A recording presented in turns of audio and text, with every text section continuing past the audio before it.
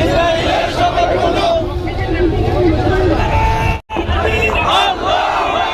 আমরা জায়গাটা কিসান সামনে জায়গাটা পরিচিত হামলা করে আমাদের জায়গাকে নিঃশেষ করে দেওয়ার তারা পরিকল্পনা করেছে। জামাত ইসলামীর পক্ষ থেকে সারা দেশব্যাপী তারা মহল্লা জেলায় উপজেলায় মহানগরী আজকে বিক্ষোভে ডাক দেওয়া হয়েছে। আমরা আজকের বিক্ষোভ মিছিল থেকে ইসরায়েল কর্তৃক গাজায় হামলার তীব্র নিন্দা জানাই।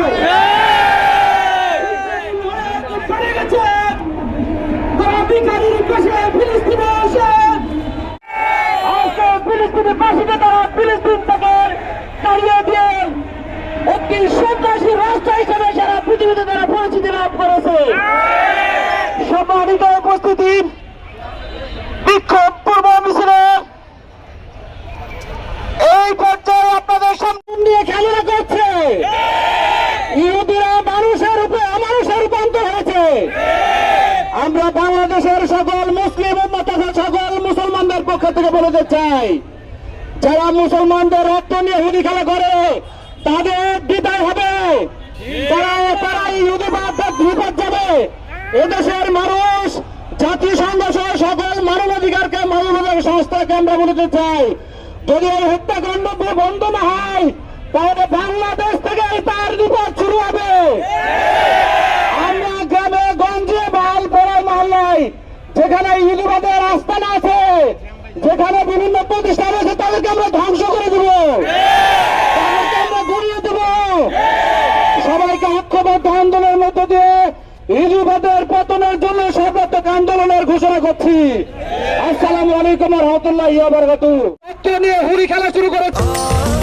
স্বাস্থ্যকর অল টাইম ফ্যামিলি কেক, সব সময় অল টাইম হেলদি লাইফ। পবিত্র এক মাস যেখানে গোটা বিশ্ব মানবতার জন্য ছিল শান্তির বাহক এবং ধারক, সেই সময়ের ভিতরে তারা দক্ষিণ কেরানীগঞ্জ থানা পূর্ব এবং পশ্চিমের সম্মানিত আমির, অন্যান্য দায়িত্বশীল বৃন্দ, কিলোমিটার এরিয়ায় ফিলিস্তিনিদেরকে আটক করে তারা নানানভাবে নির্যাতন করছে। তারা চুক্তি করে নিজেও চুক্তি ভঙ্গ করে। এ হলো কোনো অপরাধ নাই, এ হলো কোনো অমানবিক আচরণ নাই যা ইসরায়েলি ইহুদিরা মুসলমানদের বিরুদ্ধে করছে না।